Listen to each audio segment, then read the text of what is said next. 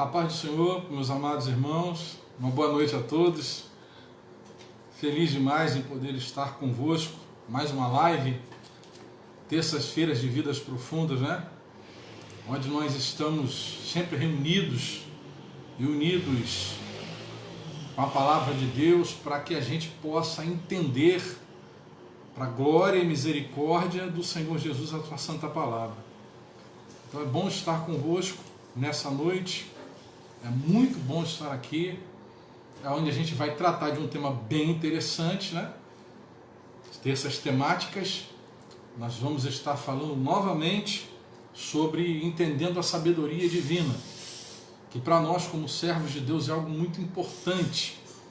O que é sabedoria? Entender essa questão da sabedoria divina. Então eu quero te convidar para uma palavra de oração, para que a gente possa orar e pedir sempre, como nós fazemos na Assembleia de Deus de Porto Novo, ao Espírito Santo, para que Ele seja o nosso mestre, seja o nosso professor, para que Ele abra a nossa mente, para que a gente venha entender a mente e o coração acima de tudo, para entender a palavra de Deus. Feche os teus olhos, inclina a sua fronte, vamos ter uma palavra de oração nesse momento. Senhor Deus e Pai Todo-Poderoso, louvamos e bendizemos o Teu santo nome. Te agradecemos pela oportunidade de estarmos na Tua presença, Senhor, de poder, ó Deus, mesmo distantes, mas unidos, em um só pensamento, em um só coração, por intermédio do Deus Espírito Santo, por essa plataforma que é o Facebook, podemos estudar a Tua palavra, Senhor. Nós te pedimos que o Teu Espírito Santo, Deus Espírito Santo, nos conduza a um caminho reto, a um caminho de sabedoria pela Tua palavra. Que o Teu Espírito Santo nos dê iluminação, ilumina a nossa mente, o nosso coração, para o entendimento da Tua palavra nessa noite, Senhor. Ó Deus, fica conosco, fala aos nossos corações, a esse, Senhor, amigo que está perto, esse que está longe, que está linkado conosco, conectados, ó Deus, na página de Porto Novo, te pedimos, Senhor, fala com ele, fala com ela, fala conosco, pelo poder sobrenatural da Tua palavra, por intermédio do Teu Espírito Santo. É o que nós te pedimos e já te agradecemos em nome de Jesus. Amém e amém. Deus nos abençoe. Vamos estar mais uma vez falando desse tema que é interessantíssimo, né? Sabedoria. Nós falamos na terça-feira passada, né? Sobre o que é a sabedoria, né? Nós falamos sobre alguma coisa muito interessante, que é sobre o conceito de sabedoria para os gregos e romanos, né? A deusa da sabedoria dos gregos e romanos, e comentamos muita coisa aqui. A gente vai fazer uma breve revisão rápida para que a gente possa, né, dar continuidade ao nosso estudo, né? A primeira coisa que a gente tem que entender é que sabedoria não é a mesma coisa que conhecimento ou inteligência. A gente falou sobre isso. A sabedoria, ela é divina. A sabedoria, ela vem do alto, ela vem de Deus. O conhecimento e a inteligência, tá, são capacidades humanas. Preste bem atenção nisso. O que é conhecimento? Conhecimento é toda a gama de informações que vem até você e você tem a capacidade, tá, de guarda, de gerir essas informações. Então esse universo de conhecimento, esse universo de informações, esse universo de dados que chega até você, você tem a capacidade de guardá-los, de gerir esses dados. E o que é inteligência? A inteligência é a capacidade de trazer esses dados, essas informações, esse conhecimento à tona e empregá-los na sua vida. Por que a sabedoria não é a inteligência? A gente que é militar, dentro do militarismo, fala assim, pô, aquele camarada é safo. Porque se surge uma demanda, com a gama de conhecimento que ele tem, através do uso da sua inteligência, ele resolve aquilo. Ele resolve, né? Ele resolve aquilo de maneira muito, muito rápida às vezes. Às vezes é um problema que poucas pessoas têm condição de resolvê-lo. Poucas pessoas têm. Mas ele é um cara muito inteligente. Então, pelo conhecimento que ele absorveu e pela inteligência que ele tem, ele é pragmático, ele é rápido. através de um processo empírico, através do dia a dia, da prática, ele aprendeu a resolver aquilo rápido porque ele coloca a inteligência dele em ação e ele resolve. Tá? Isso não é sabedoria, isso é inteligência. Expertise. Tá? A inteligência, ela vem do céu. A inteligência, ela vem... a sabedoria, ela vem do céu. A sabedoria, ela vem de Deus. Tá? E a gente, falando sobre isso, né, a gente também colocou aqui que tem gente que possui, de repente, uma inteligência tremenda, um conhecimento tremendo, poder de oratória. Você vê hoje políticos que têm poder de oratória.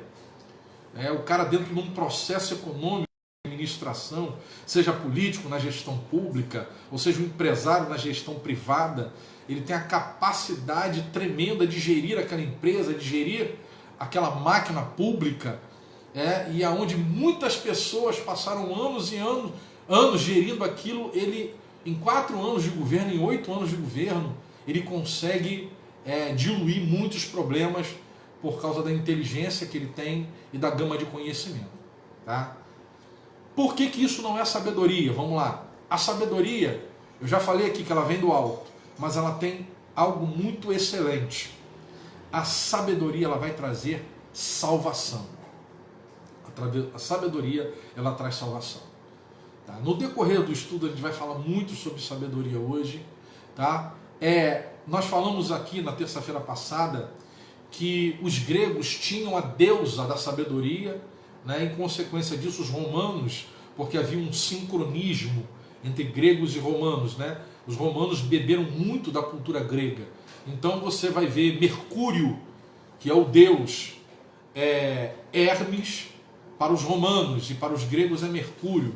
Júpiter para os gregos e Zeus para os romanos. E Atena para os gregos e Minerva para os romanos. Então há esse misticismo, esse sincronismo entre eles. E os romanos vão beber da cultura grega. Tá?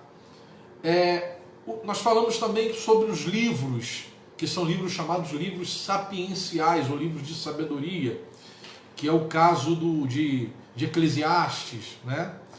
Via de regra, os livros poéticos, que a gente vai ver o livro como livro de provérbios, que a gente observa a manifestação da sabedoria. E o interessante é que nos outros livros da Bíblia, você sempre vê Deus falando diretamente ao homem. Mas nos livros que nós chamamos de livros sapienciais, que é Jó, Salmos, Provérbios, Eclesiastes, Cântico dos Cânticos ou Cantares de Salomão, vai ter algo bem interessante. O que é? É quando Deus dá permissão ao homem de falar sobre sabedoria e falar sobre o processo diário, do dia a dia, quando a sabedoria é derramada sobre o homem e o homem vive a sabedoria e expõe aquilo para Deus. Tá? A sabedoria também no Antigo Testamento tem uma roupagem diferente do que a gente entende hoje. Era como se fosse uma piada, era como se fosse uma história, só que não era para fazer ninguém rir, né? Era para trazer reflexão, era como se fosse uma grande analogia, entendeu? E é bem interessante isso, porque você vai ver Salomão na manifestação da sabedoria sobre ele, falando de algo que era a sentença de 2 mães, o julgamento de 2 mães que queriam aquela criança de volta. E uma falava que era dela, e outra falava que era dela. E ele vai contar, vai se colocar numa posição bem interessante, porque ele vai falar o seguinte, olha, e a condição que ele se coloca ali é uma condição que quem olha não entende. Quem olha não entende, vai dizer que o rei é duro, vai dizer que o rei é um homem sem coração, mas ele fala, simplesmente arranca a tua espada, divide a criança no meio e dá uma banda para cada uma delas. E naquele momento a sabedoria dada por Deus a ele vai trazer algo bem interessante, que é a revelação da verdade. E a sabedoria sempre anda com a verdade. O que vai acontecer ali? A mãe verdadeira, ela vai querer que o filho viva, mesmo que não seja com ela. e a mãe falsa não liga para a morte daquela criança. E naquele instante a mãe verdadeira aparece.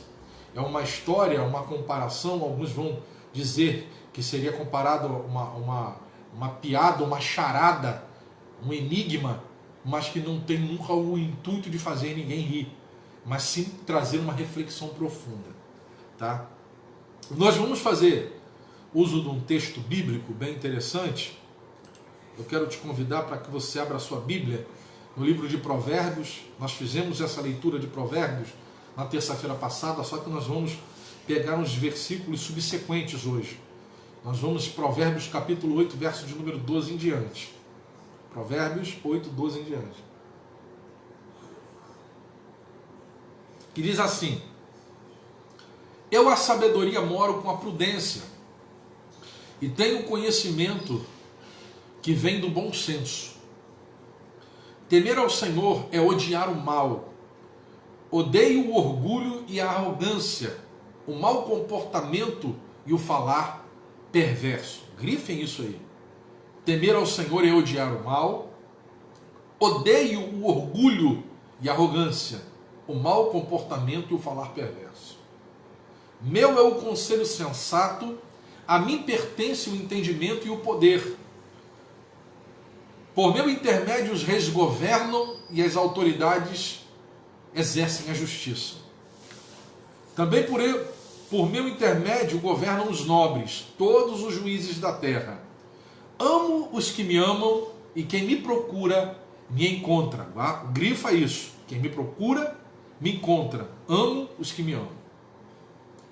Comigo estão as riquezas, riquezas e honra, prosperidade e justiça. Meu fruto é melhor do que o ouro e do que o ouro puro. O que ofereço é superior à prata escolhida. Ando pelo caminho da retidão, pelas veredas da justiça, concedendo riqueza aos que me amam e enchendo seus tesouros.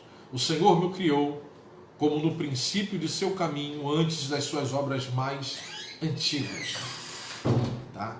Isso é bem interessante, esse texto, como a gente comentou no início, como eu comentei no início, os livros sapienciais, quando Deus abre tipo um adendo para que o homem fale da sabedoria que adquiriu pelo empirismo, pelo dia a dia, quando Deus derrama e o homem vivencia a sabedoria.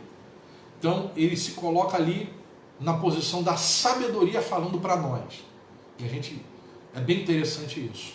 Da sabedoria falando diretamente conosco. É um texto riquíssimo, aonde o escritor do livro de Provérbios vai nos trazer uma lição extraordinária sobre sabedoria. Significado da sabedoria, nós falamos na língua portuguesa, que é um substantivo feminino, excesso de conhecimento, erudição, adquirido pela experiência, em que há e se demonstra sensatez, reflexão, excesso de conhecimento que se acumula e ciência. De onde vem a sabedoria? Provérbios 2, 6. Porque o Senhor dá a sabedoria, e da sua boca vem a inteligência e o entendimento. Então, uma coisa bem interessante. Nós falamos de conhecimento, nós falamos de conhecimento, de inteligência e de sabedoria. Tá? A sabedoria, tá, ela vem do céu, ela vem do Senhor. Tá? A sabedoria é algo extraordinário.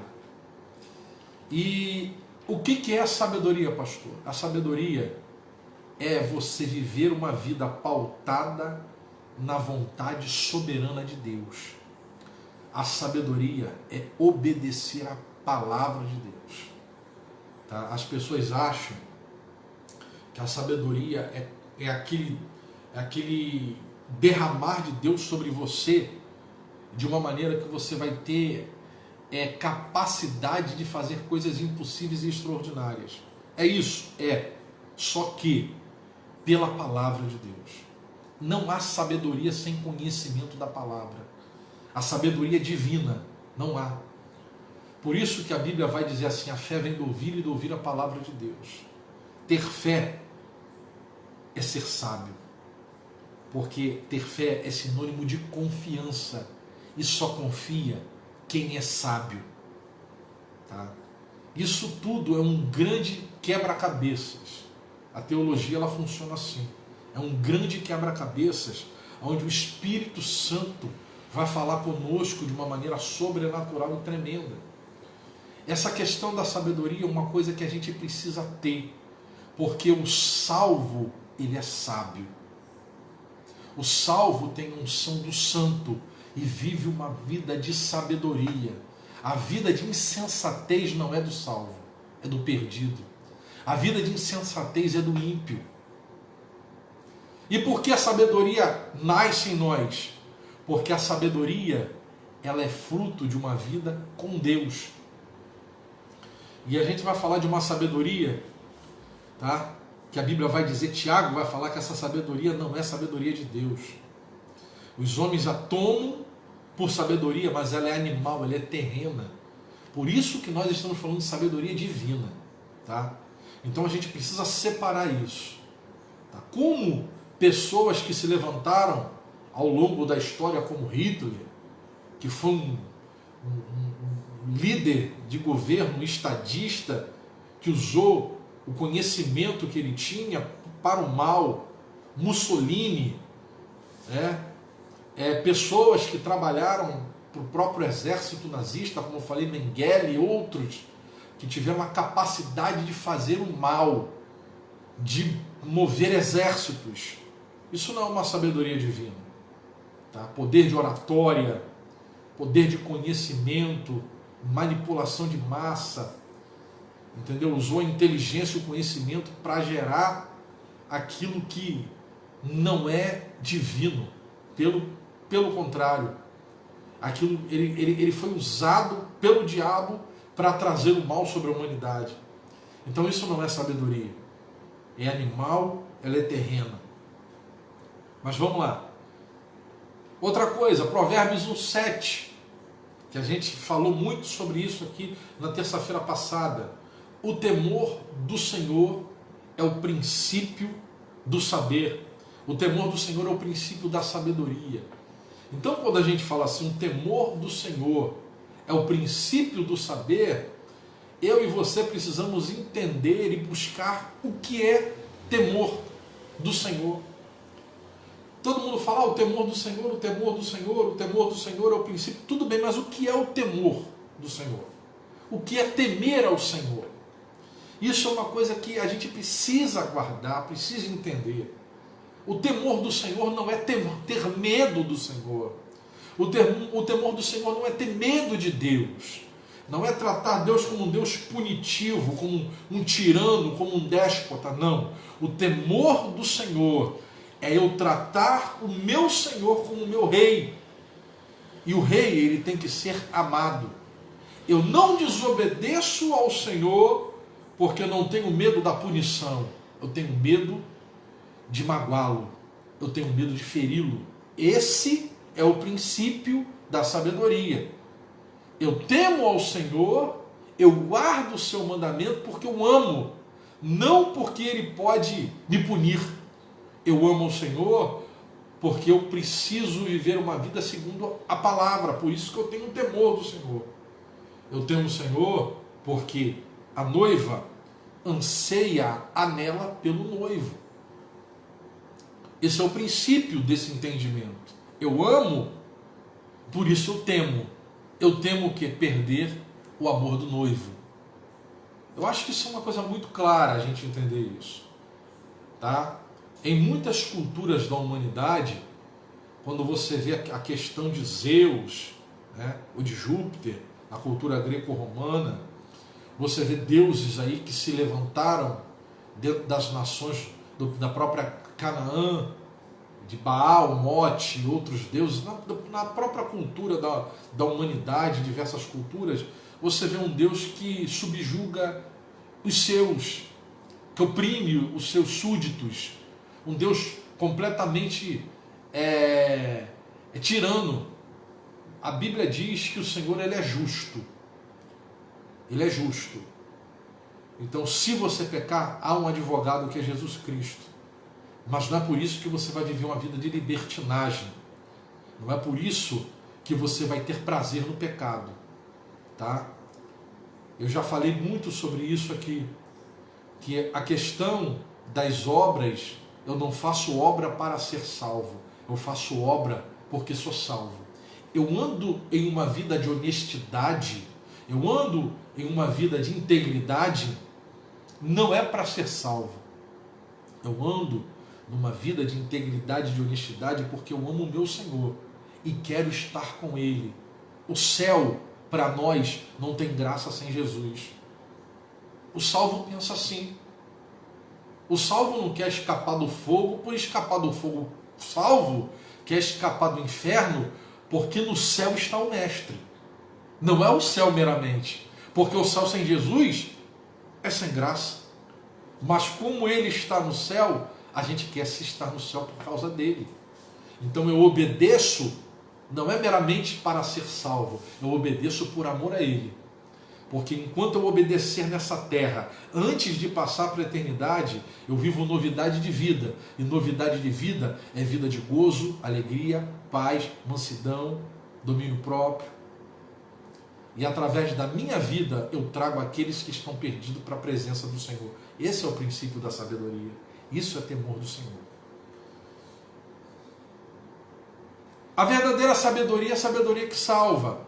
Rapaz, nós estamos vivendo uma demanda extraordinária de internet agora por causa da pandemia, e a gente está vendo aí muita gente aí em casa e muita live de tudo quanto é igreja, live de gente fazendo estudo. Deus abençoe todo mundo. E a nossa geração é uma geração muito complicada, essa geração que está chegando aí. Por quê? Porque pelo advento da internet acha que sabe tudo. Pelo advento da internet acha que sabe tudo. Só que a internet, eu tenho o costume de dizer, é um oceano com um palmo de água. O camarada pega um texto de arminianismo e acha que é arminianista. Pega um texto de calvinismo e acha que é calvinista.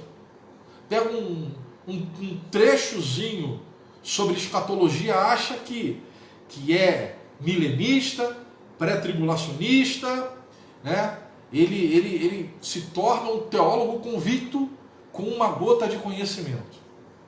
Tá? E o que acontece? O conhecimento bíblico, a sabedoria divina, ela não se dá, entendeu? De uma hora para outra. Não é assim. É através da sua caminhada, é através do seu dia a dia que você vai se moldando diante do Espírito Santo. A nossa vida é uma caminhada. Não se constrói uma casa pelo telhado. Não se sobe num altar e se intitula-se pastor, se intitula-se líder. Não, pelo contrário. A cada dia você vai amadurecendo e vai progredindo e vai crescendo. A cada dia se coloca um tijolo na estrutura. Tá? Então, eu quero que você leia comigo esse texto de Tiago, capítulo 3, verso 13 ao 17. Abra a sua Bíblia aí, por favor. Tiago, capítulo 3, verso 13 ao 17.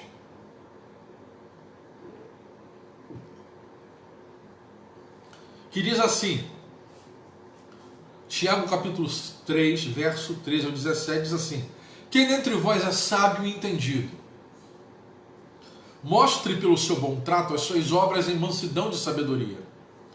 Mas se tendes amarga inveja e sentimento faccioso em vosso coração, não vos glorieis, nem mintais contra a verdade.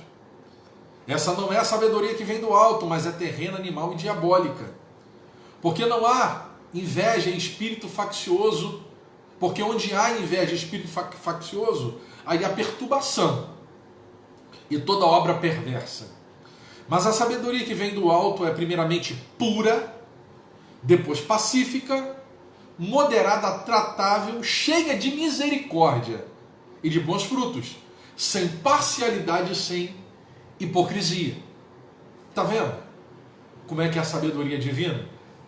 E a gente falou sobre a carta de Tiago, né? Carta, epístola de Tiago aos irmãos, as 12 tribos de Israel espalhados, né? A gente falou sobre a questão do uso da língua, do capítulo de número 3, que ele vai falar, isso tudo é sabedoria. E ele vai colocar uma coisa bem interessante, tá? quando ele fala assim, quem dentre vós é sábio e entendido? A primeira coisa que eu vou te dizer para você, filho, quem é sábio não se acha sábio. Porque a primeira coisa que a sabedoria divina vai fazer em mim e em você é fazer com que nós sejamos humildes. O soberbo não é sábio. Aquele que se acha a última bolachinha do pacote de Jeová, o santo, o camarada da cocada santa de Deus, esse cara não é sábio. Aquele que anda de nariz empinado, achando que ele é muita coisa, porque conseguiu adquirir conhecimento, ele não é nada. Ele está inchado. Está inchado, soberbo, porque o conhecimento está enganando ele. Lembra da igreja de Pérgamo? Quando nós fizemos análise sobre Pérgamo, que uma cidade que tinha naquela época uma biblioteca de mais de 200 mil livros, e Pérgamo se eleva por causa do conhecimento que tinha contido na cidade, o povo, meu irmão, seja sempre humilde, porque a humildade é a primeira característica de um homem e uma mulher de Deus que é sábio. Ele não precisa dizer para ninguém que ele tem sabedoria, ele não precisa dizer para ninguém que ele tem conhecimento. O sábio vive uma vida de humildade. O homem mais sábio que pisou nessa terra, ele era a sabedoria de Deus personificada em homem. Ele vivia uma vida de lavar os pés dos seus semelhantes. O outro que era menos sábio um pouco do que ele, a Bíblia diz assim, não há ninguém nascido de mulher maior do que João. Andava de maneira muito sábia, muito humilde. Então a gente precisa se despojar de toda a altivez e de toda a grandeza. E quando a gente olhar para alguém, olhar como aquela pessoa seja superior nossa. Ele começa logo dizendo assim, quem dentre vós é sábio e entendido? Quem que vai responder uma pergunta dessa? Aí vai dizer, mostre pelos seus bons tratos, olha só, mostre pelo seu bom trato as suas obras em mansidão de sabedoria. Outra característica do sábio é ser manso. O sábio não vive montando barraco, o sábio não fica batendo boca com ninguém, o sábio não discute. O sábio resolve as suas causas no joelho. O sábio se cala porque o pai fala pelo filho. O insensato, o imprudente fala. Nós temos uma gíria no Facebook, eu sempre falo, pronto, falei. A pessoa vai lá e descarrega nas redes sociais o que quer contra a outra. Aí no final bota, pronto, falei. Isso é um insensato, não tem sabedoria de Deus nele. Porque o sábio se cala e busca a Deus em oração e pede a Deus uma resposta do céu. Se cala para que Deus fale por ele. Mostre pelo seu bom trato as suas obras de mansidão, de sabedoria. Mas se tem de amarga inveja e sentimento faccioso em vosso coração, quanta gente dividiu igreja? Hoje nós estávamos conversando, né? E a gente observa esse tipo de situação de pessoas que a história dele ou dela é uma história de facção. Vai lá, funda uma igreja e, infelizmente, ou felizmente, porque é a palavra que diz, então de repente é felizmente, as pessoas fazem uma grande rebelião numa igreja, montam uma igreja, só que esquece de uma coisa. Paulo fala assim, bem ou mal o evangelho seja pregado. Aí vai lá, funda uma igreja, e leva metade ou mais da metade da igreja que ele estava, começa uma obra, porque não consegue passar por debaixo do cajado do pastor que ele estava, é um rebelado. Abre a sua Bíblia em Isaías capítulo 14, verso 12, subirei aos céus acima das estrelas de Deus, estabelecerei meu trono e serei semelhante ao Altíssimo. Lúcifer faz isso. Ele divide, ele vai trazer um problema na eternidade, mas Deus, na sua sabedoria, na sua glória, ele sabia disso tudo. Ele nunca foi pego de surpresa. Mas ele provou os anjos, provaram os seus principados, a Bíblia diz. Então, o camarada vai lá e monta uma igreja e pum, rebelião. Com o tempo ele acha que aquilo dali acabou, Deus esqueceu. E daquela igreja dele começa a sair um monte de igreja. Por quê? Porque do rebelado, pela lei da semeadura, ele começa a ter outros que se rebelam contra ele. Porque a unção que eu respeito, é a unção que Deus vai me dar. Se eu sou um homem que vivia a minha vida inteira debaixo do cajado do meu pastor, e na hora certa eu recebi a unção de Deus para o meu ministério, com certeza o Espírito Santo vai me honrar. E uma das coisas que a sabedoria vai te dar é honra. A unção não é comprada, a unção não é barganhada. O que vai acontecer? Dele vão surgir muitas igrejas. Então, sentimento faccioso. Eritnia, a palavra no grego, que é usar meios indignos, meios ilícitos, a fim de alcançar os meus próprios objetivos. A palavra é eritnia. Por quê? Sentimento faccioso. Isso não é sabedoria. Eu já contei isso aqui para a nossa igreja, né? Nas terças-feiras de Vidas Profundas. E vou falar para você que está na live aí. Eu tenho um amigo muito querido, e eu posso dizer o nome dele aqui, que é o pastor Fabiano Rodrigues, da Assembleia de Deus do Campo do Prado, em Cachoeira de Macacu. Um abraço, um beijo no coração dele. Pastor Eni, que é o presidente do Campo do Prado, Cachoeira de Macacu, aquela igreja maravilhosa que eu amo muito, um povo muito sério, uma igreja histórica. E em uma das minhas conversas com o pastor Fabiano Rodrigues, ele comentou comigo de uma determinada igreja, de um pastor que Deus colocou no coração dele, que ele foi chamado para fundar uma igreja. E uma coisa bem interessante que me marcou naquela conversa, se o pastor Fabiano estiver me ouvindo, ele vai lembrar, de que aquele pastor ficou anos orando ali e falou: Senhor, como é que eu vou falar para o meu pastor, que o Senhor me chamou para abrir uma igreja? Como é que eu vou falar, Senhor, com ele?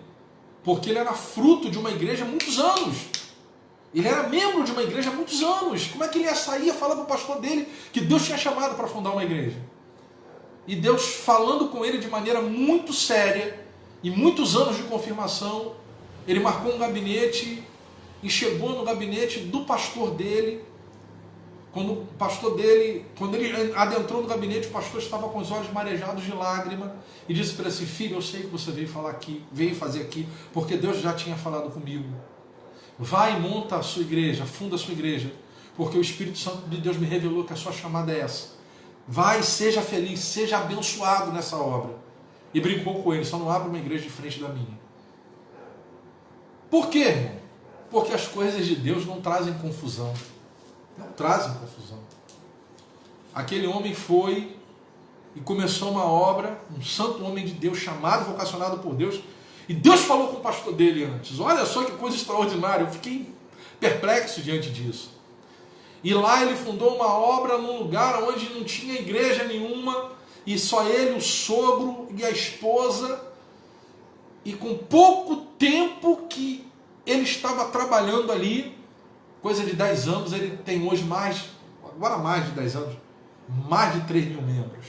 Isso é a confirmação da vocação de Deus. Por quê? Porque a unção que você respeita, é a unção que Deus vai te dar. Ele respeitou o tempo de Deus.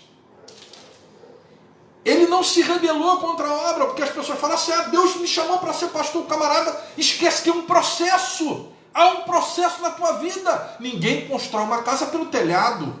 Ninguém. Beijo, pastor Fabiano. Então ninguém constrói uma igreja pelo telhado. Uma casa pelo telhado, meu irmão. Deus fala com a pessoa. Meu irmão, existe chamada, vocação e envio no ministério pastoral. Para você que está me ouvindo, chamada, vocação e envio. Deus vai te chamar, vai revelar, vai mostrar, você vai ser vocacionado, você vai ser experimentado, forjado no fogo, provado. E o envio, meu irmão, é depois que você está pronto, e não é assim não. A gente está cheio de obreiro miojo dentro da igreja. Camarada insensato, sem sabedoria nenhuma, é obreiro, é pastor. Isso é coisa de louco, obreiro miojo. 3 minutinhos no fogo está pronto, comida sem substância. Não consegue manter uma igreja debaixo do ministério pastoral da palavra. Não tem autoridade do Espírito Santo. Não tem. Por quê? Porque pegou e pulou. Busca um atalho na vida espiritual dele. Tem um atalho. A Bíblia diz que o obreiro tem que ser provado. Qual a experiência de vida que você tem? Eu tenho o costume de dizer para a igreja qual é a diferença de um pastor para um psicólogo. Eu me lembro que num seminário eu acenei com a mão e falei assim, posso falar? Porque todo mundo falava de psicologia, eu, pela misericórdia de Deus, eu tenho formação em psicanálise. Mas eu vi num debate no seminário, todo mundo, não, que tem que ser psicólogo. Falei, peraí, posso falar? Aí o professor falou, pode falar. Na minha formação em teologia, eu falei, vem cá, quando que vocês viram que na Bíblia o psicólogo é pastor? Existe uma coisa que todo pastor recebe na vocação, no ministério pastoral, que é psicologia pastoral. E isso vem por empirismo e por sabedoria do Espírito Santo. Se todo psicólogo tivesse qualidade para ser pastor, a gente acabava com os seminários teológicos. A diferença do pastor para um psicólogo, eu não estou desprezando a psicologia, pelo amor de Deus. Respeito demais, é uma cadeira acadêmica que eu tenho desejo de cursar. Mas a diferença do pastor para o psicólogo é que o psicólogo aponta o caminho e o pastor já passou por esse caminho. Então a gente precisa entender que a necessidade da sabedoria divina é uma coisa real. As pessoas, elas tomam atitudes nas suas vidas e querem culpar a Deus depois por isso. Você não precisa buscar o teu cajado, querido. Você não precisa buscar o teu título. Aguarda o tempo de Deus. Seja paciente. Porque o processo de amadurecimento tem que acontecer na minha e na tua vida. Vamos continuar. Aí ele vai dizer assim, ó, Tiago 3, 13 ao 17, essa não é a sabedoria que vem do alto, mas é terrena, animal e diabólica. Uma sabedoria que é animal e diabólica. Por quê? Porque quer suprimir o outro. Quer subjugar o outro. O grande problema é que a gente esquece que a sabedoria vem de Deus. É bom ter conhecimento? É. Busque conhecimento. Faça graduação, pós-graduação. Meu Deus, faça mestrado, pós-mestrado. Se forme e seja PhD, doutor em divindade. É bom, é muito bom. Mas como você explica esses irmãos que são criados no interior, né, como o nosso pastor tem o costume de dizer, criado no lombo do jegue, do burrinho, trabalhando. Um camarada que nunca teve acesso a uma faculdade, muito menos a um colégio no primário. Mas quando esse homem ora, o céu se abre.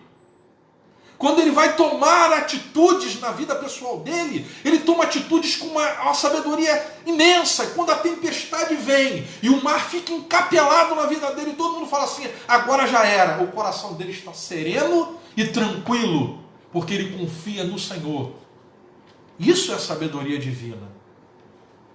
Ele toma as atitudes dele sem determinado conhecimento acadêmico, mas tem vivência de vida com Deus.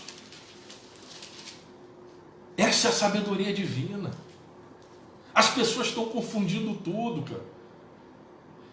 Nós temos uma gama de obreiros que estão indo para os seminários teológicos achando que o seminário vai te fazer pastor. Não vai te fazer pastor, filhão. Seminário nenhum vai te fazer pastor. O que te faz pastor é a vontade soberana de Deus. Ele olha e aponta. Eu vou te dar uma notícia aqui que de repente você não vai gostar muito. Nem todo mundo vai ser pastor.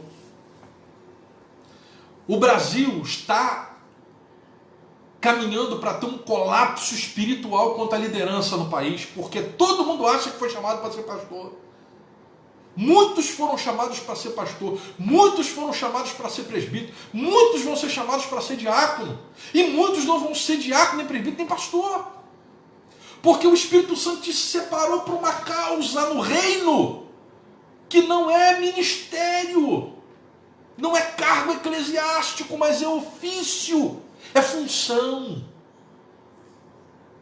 Você está entendendo o que eu estou te dizendo, filhão? É coisa séria isso. Os homens buscam a glória do ministério pastoral como se o pastor fosse melhor do que o presbítero. O pastor não é melhor do que o presbítero não é melhor do que o diácono. Eu tenho que falar, o reino de Deus é um reino de justiça. O reino de Deus é um reino de sabedoria. Eu já falei aqui que ninguém prega mais do que ninguém. Isso é concepção de mente humana. E porque fulano vai pregar hoje, rapaz, é anjo de fogo voando, aquele cara quando abre a boca. Meu irmão, ele não prega mais do que ninguém, do que o outro não. A manifestação na vida dele é diferente daquele outro irmão, ou de repente porque ele buscou menos, porque estudou menos, se consagrou menos. Mas o Espírito Santo usa todo mundo. Fala na vida de cada um da maneira que ele quer, da forma que ele quer se manifestar. E a igreja, o que a gente tem quanto a cargos eclesiásticos, pastores, presbíteros, diáconos, liderança, isso é um princípio de autoridade. Princípio de autoridade é quando Deus delega autoridade sobre aquela pessoa. Olha, o pastor terá mais autoridade do que o presbítero mais do que o diácono. Isso não quer dizer que o pastor é melhor do que o presbítero. Então tem gente que vai ser chamado para ser diácono. E eu falo, eu prefiro ser um diácono do cunho de Estevão do que um pastor como muitos aí, que vive uma vida desregrada, uma vida que vai ser lançado no lago de fogo e enxofre. A Bíblia diz que aquele diácono chamado Estevão, quando os homens olhavam para ele na sua sentença, viam a face de um anjo. E não se vê face de anjo em pastor nenhum na Bíblia, mas se viu no diácono. Ou seja, independente do cargo que você ocupar na igreja, você pode ser um instrumento de poder na mão de Deus. Então o cargo não faz o obreiro. É o obreiro que se coloca diante de Deus e se faz um instrumento à disposição do Espírito Santo. Isso é sabedoria. Eu não preciso ter o meu ministério para ser uma bênção na mão de Deus. Eu não posso pautar o meu ministério pelo ministério do pastor Silas Malafaia. Eu não posso pautar o meu ministério pelo pastor Abner Ferreira. São ministérios grandiosos, de bênção, sim, admiro, muito, muito mesmo. Mas eu faço aquilo que Deus me dá para fazer. E se um dia Ele quiser me elevar e me levar a esse ponto, fica à disposição, eu estou à disposição dele. Agora, cada um faz aquilo que foi chamado a fazer. Agora, ninguém é melhor do que ninguém. O que acontece é porque em um há mais visibilidade do que nos outros. E as pessoas querem o quê? Aparecer. A gente precisa muito dessa sabedoria, né? Quando a gente começa a discorrer aqui no texto, a gente fica assim, rapaz, a gente precisa mudar muito. A gente precisa mudar muito como servo de Deus. A gente precisa muito dessa sabedoria, que não é sabedoria que se ocupa em bancos escolares. Essa sabedoria, ela vem do alto. Essa sabedoria, ela vem de intimidade de vida, de oração, de leitura com a palavra. Hoje rapaz, é muito complicado isso quando a gente fala de oração. Eu sempre tenho citado nos estudos a figura de William Seymour, um negro, barrigudinho, caolho, filho de escravos, mas que Deus o separa nos Estados Unidos, numa rua chamada Bonnie Brae, depois a Rua Azusa. E as pessoas acham que Seymour era aquele cara diferente de todo mundo, porque Deus andava ombro a ombro com ele, meu irmão. Se tu quer andar de ombro a ombro com Deus, tu tem que orar. Tu tem que buscar.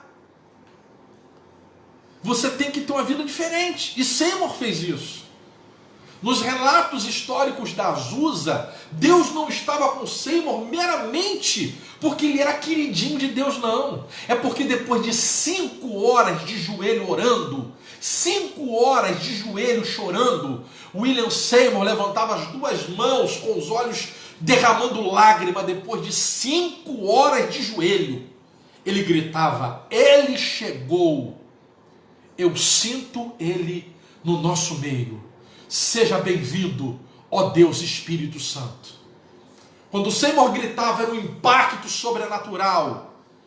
Debulhando-se em lágrimas, o Espírito Santo impactava aquele lugar. E as pessoas eram batizadas com o Espírito Santo.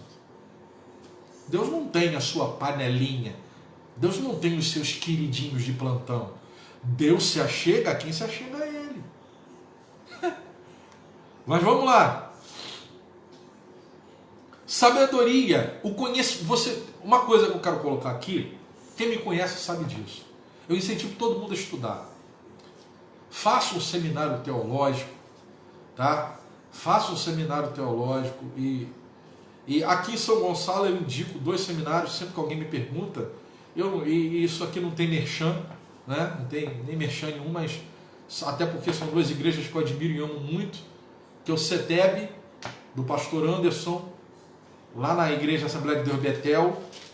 É um seminário excelente, muito bom. Quem puder procurar, lá o pastor Anderson, lá no CETEB, lá na Assembleia de Deus Betel, pode procurar, com um seminário excelente. E o outro seminário que eu sempre indico, principalmente para quem é assembleano, é da Assembleia de Deus Jardim Nogueira, em São Gonçalo, do meu querido amigo pastor Adilson Henrique. Um seminário excelente, muito bom, entendeu? Então busque conhecimento, só que cuidado para que o seu coração não venha a ser envenenado pelo conhecimento. Porque quando Paulo fala que a letra mata, é porque as pessoas permitem que o conhecimento traga soberba para elas. Tá? O conhecimento não pode te trazer soberba. Eu digo o seguinte: quanto mais você estuda a Bíblia, mais miserável você tem que se sentir. Porque ela revela as suas mazelas. Você não pode olhar para a Bíblia e se sentir como um rei na hora que você está lendo, se achando que você é a última bolachinha do pacote de Deus. Você tem que se sentir um miserável pecador e falar assim: toda vez que eu ligo a Bíblia, eu me vejo dentro dela como miserável, eu preciso mudar. É isso que a gente precisa. Então cuidado que o conhecimento e os elogios que você vai receber.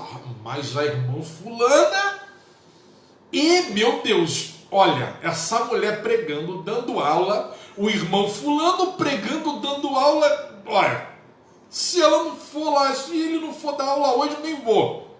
Cuidado com isso, que isso é coisa de Satanás para te destruir. Porque o homem e a mulher de Deus é extremamente humilde quando se fala de palavra de Deus, de vida com Deus. Cuidado, isso é ser sábio. Estou sendo sabotado pela hora, mas vamos lá. A verdadeira sabedoria gera salvação e humildade. Humildade, guarde bem isso. O homem sábio é um homem humilde.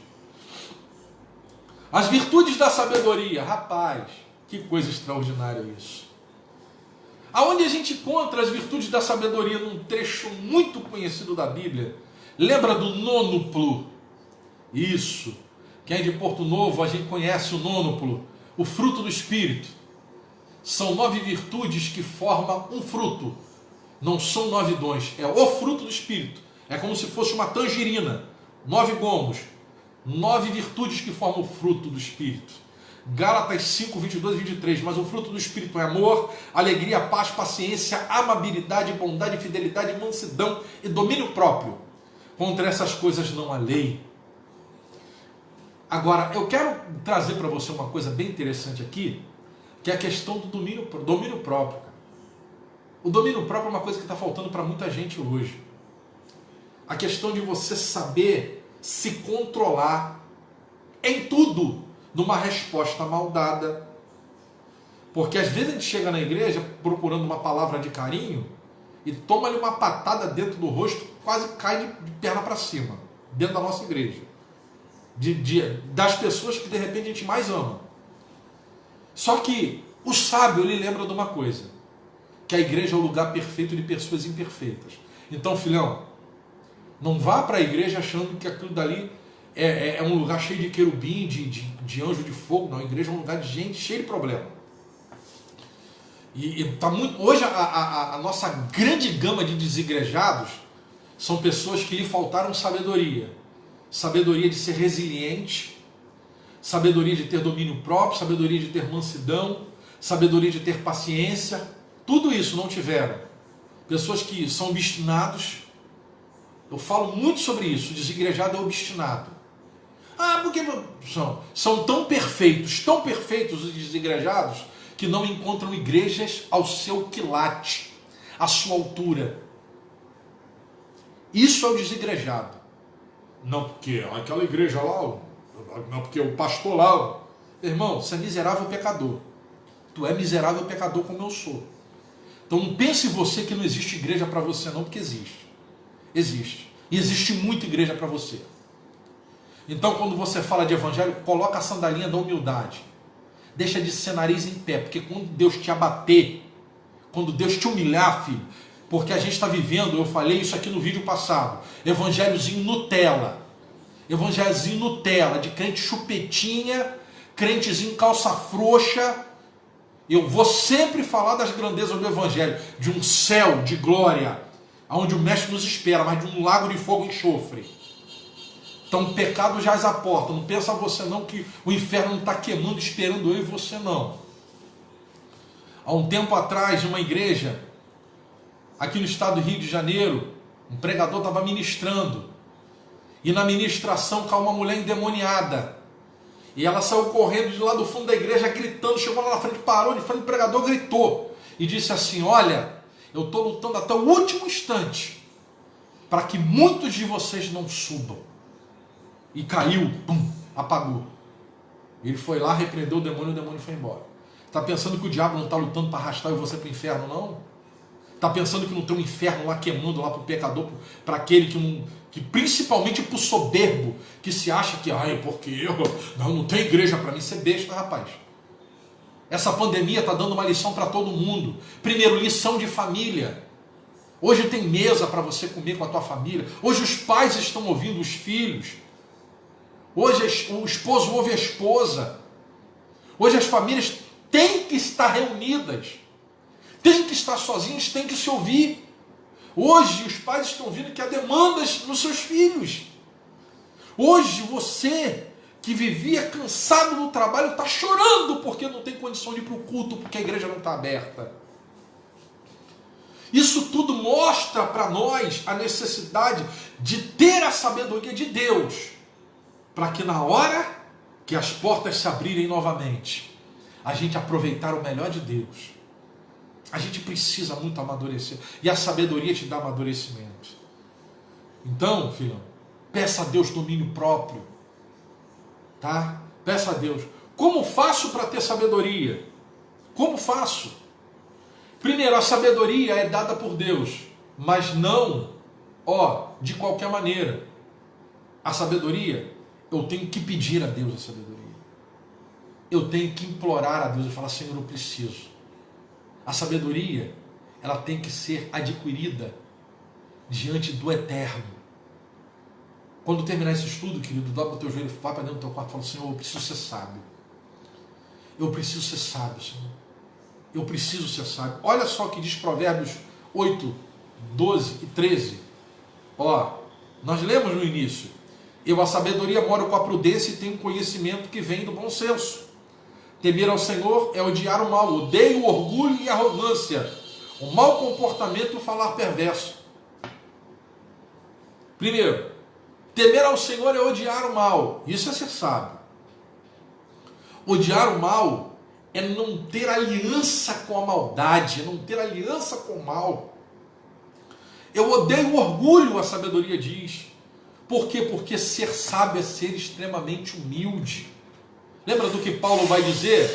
Paulo vai colocar que nós temos que olhar para o nosso irmão como se fosse superior a nós mesmos.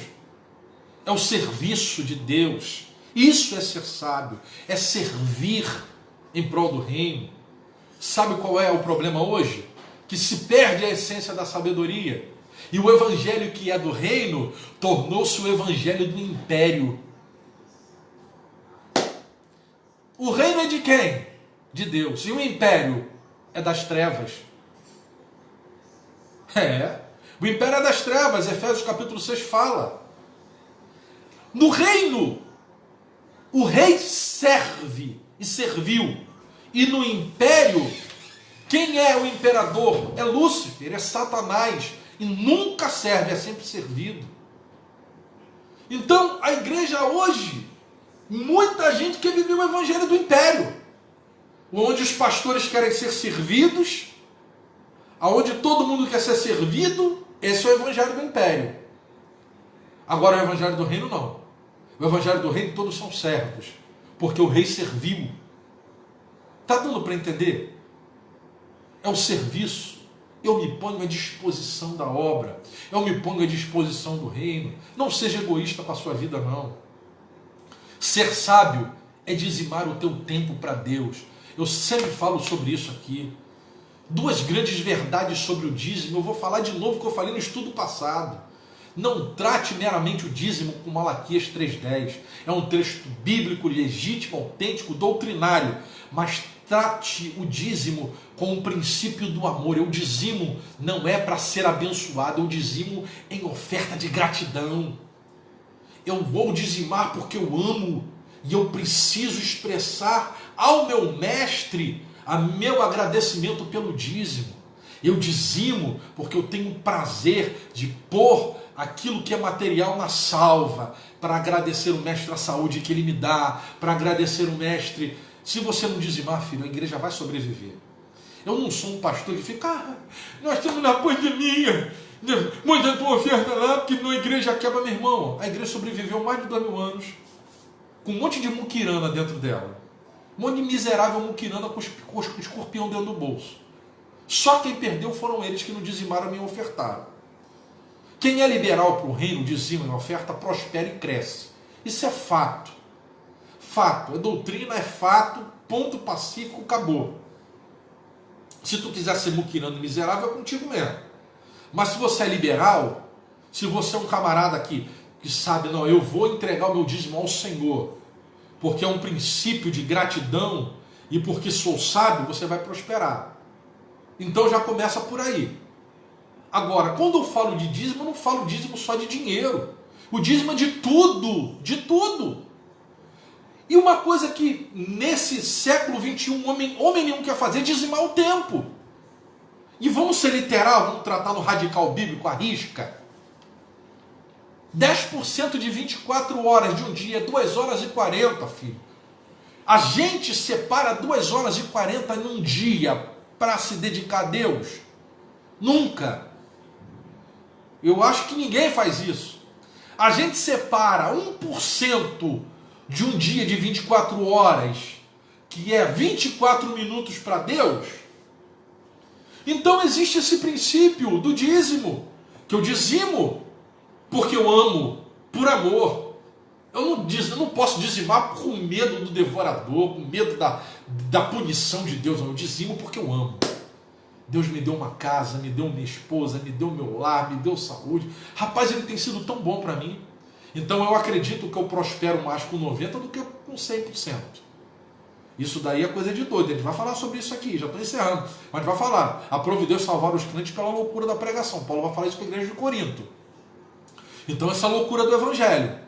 Eu tenho mais poder de crescimento financeiro dando 90 do que dando 100. Isso é fé. Isso é fé. Tá? E a outra coisa, é o meu tempo que eu vou dizimar. Quando acabar a pandemia, chega pesadão, filhão. Para lá, para se entregar na obra, pastor, estou aqui, ó. O que tem para fazer aí? Vou trabalhar. Vou viver tudo que eu não vivi antes. Chegava em casa morto de cansado, vou para a igreja, não, estou morrendo. Mas se o seu patrão mandar você estar lá 4 horas da manhã do dia, você está, não está? Com certeza você vai estar. Tá? Tesouros da sabedoria são incorruptíveis. Não acumulem para vocês tesouros na terra, onde a traça e a ferrugem destrói, onde os ladrões arrombam e furtam. Mas acumulem para vocês tesouros no céu, onde a traça e a ferrugem não destroem, onde os ladrões não arrombam nem furtam, pois onde estiver o seu tesouro, aí também estará o seu coração. Onde está o meu coração, querido? E a sabedoria vai me mostrar isso. Eu vou ter a sensibilidade de Deus para entender onde o meu coração está. Provérbios 8,18. Comigo estão a riqueza e a honra, prosperidade e justiça duradouras. Todo homem sábio, ele constrói não uma herança, mas um legado para os seus filhos. Você que é pai, qual é o legado que você vai deixar para os seus filhos? Quando você partir para a eternidade, os seus filhos pensarem: meu pai foi um santo homem de Deus. Meu pai me ensinou que eu preciso trilhar por um caminho de justiça e de honestidade. Meu pai sempre foi um homem íntegro, comprava e pagava. Um homem que sempre andou de cabeça erguida dentro da igreja, fora da igreja. Nunca foi acusado pelos ímpios. Eu fico preocupado com gente indecente, imoral, que vive levando o nome de Cristo como sempre. Eu não tenho que dar satisfação da minha vida para ninguém. Você está doido, rapaz. Muda enquanto há tempo. A Bíblia diz que o homem de dura serviço será quebrantado sem que não haja cura. Cuidado. Isso não é uma vida de sabedoria. Eu já vou fechar. A sabedoria oferece honra diante de Deus. Aqueles que a desprezam serão desonrados. Isso daqui é uma coisa muito forte. Eu estive ministrando algumas terças-feiras na igreja sobre o princípio da honra. E interessante que todo sábio é honrado por Deus, porque a vida dele se pauta no Senhor. Olha o trecho bíblico, o que vai dizer. Isso daqui é muito sério. Olha só. Portanto, o Senhor, o Deus de Israel, declara: prometi à sua família e à linhagem de seu pai que ministrassem diante de mim para sempre. Mas agora o Senhor declara: longe de mim tal coisa. Honrarei aqueles que me honram. Aqueles que me desprezam serão tratados com desprezo. É chegada a hora em que eliminarei a sua força e a força da família de seu pai, e não haverá mais nenhum idoso na sua família. E você verá aflição na minha habitação. Embora Israel prospere na sua família, ninguém alcançará a idade avançada. E todo descendente seu que eu não eliminar de meu altar será poupado apenas para lhe consumir os olhos com lágrimas e para lhe entristecer o coração. E todos os seus descendentes morrerão no vigor da vida. E o que acontecer a seus dois filhos, Ofni e Finéias, será um sinal para você. Os dois morrerão no mesmo dia. 1 Samuel 2, do 30 ao 34. Isso é coisa séria. Trataram a obra de Deus com desleixo. Quebraram um princípio cerimonial da lei mosaica quanto ao culto, quanto à liturgia. Contaminaram o altar, contaminaram a tenda da congregação. Contaminaram o altar, contaminaram o templo. Com a vida totalmente desregrada, com a vida totalmente imunda diante de Deus. E quer avocar o quê? Porque eu sou da linhagem sacerdotal? Está morto. Com Deus não se brinca. Eu tenho o costume de dizer que não se brinca nem com o diabo. Mas se tu brinca com o diabo, Deus te livra. Agora, se você brinca com Deus, ninguém te tira da mão do Deus vivo. Então a gente precisa buscar do Senhor sabedoria que venha do céu. E como receber essa sabedoria? Se algum de vocês tem falta de sabedoria, peça a Deus, que de todos dá livremente, de boa vontade lhe será concedida.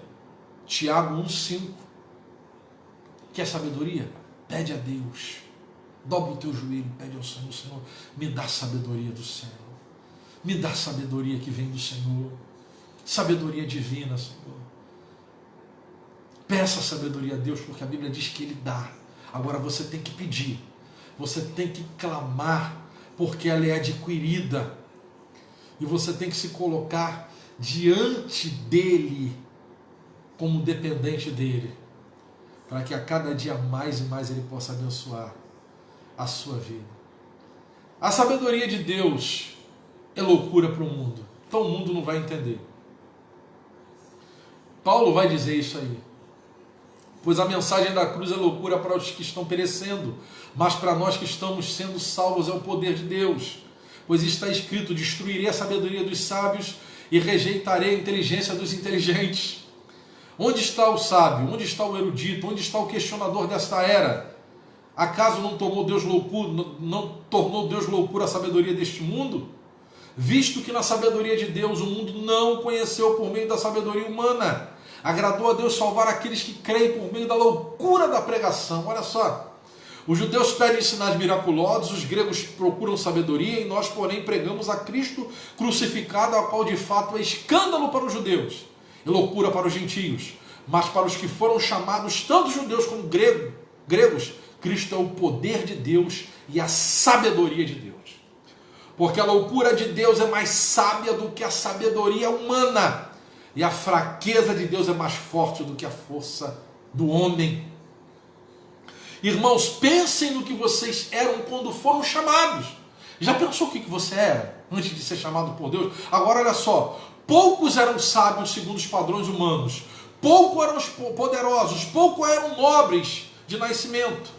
Mas Deus escolheu as coisas loucas para envergonhar os sábios, e escolheu as coisas fracas do mundo para envergonhar as fortes, mas escolheu as insignificantes do mundo, as desprezadas e as que nada são, para reduzir a nada as que são, para que ninguém se vanglorie diante dele.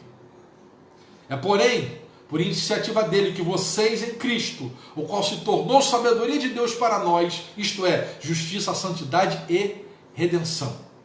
1 Coríntios 1, do 18 ao 30. Está dando para entender? Está dando para entender isso? Isso é tremendo. A sabedoria de Deus, um homem natural não vai entender nunca. Não vai entender nunca. Eu falei isso aqui, eu vou repetir. Olha, irmãos, eu tive com um funcionário da prefeitura de São Gonçalo. Estávamos liberando um corpo de um membro, de um ente querido de um membro da nossa igreja. E aquele funcionário da prefeitura de São Gonçalo me chamou e me perguntou assim: pastor, eu quero fazer uma pergunta para o senhor. Eu falei: pode falar. Eu estou aqui há 25 anos trabalhando nesse setor aqui, liberando corpos para enterro. E eu queria saber por que quando morre um crente é diferente. Sabe por quê, querido? Porque a sabedoria divina habita em nós. A sabedoria divina habita em mim e em você. A gente sabe que se a morte bater na nossa porta, e a gente ora todo dia para isso não acontecer, a gente vai chorar, a gente vai sofrer, mas a gente tem a certeza que esse Deus maravilhoso, esse Deus sobrenatural, esse Deus grande, que é pai, que é amigo, que é companheiro, ele vai segurar na minha e na tua mão. A gente chora como todo mundo chora. A gente fica triste como todo mundo fica triste. Nós temos muitas famílias enlutadas pelo coronavírus, muita gente chorando, muita família enlutada. Mas quando se fala de um servo de Deus que tem o entendimento da palavra de Deus, sabe que a morte ela é dolorosa, mas ela é um veículo que conduz o crente até os braços do Eterno. E que a separação ela é momentânea. Que a separação ela não vai durar para sempre, porque quando a trombeta do arrebatamento tocar, nós vamos estar todos reunidos com o Mestre. Busque a sabedoria divina. Busque dessa sabedoria que não é corruptível, dessa sabedoria que salva, dessa sabedoria que mostra as grandezas do Senhor Jesus Cristo, dessa sabedoria que vai sempre te fazer humilde, te fazer servo.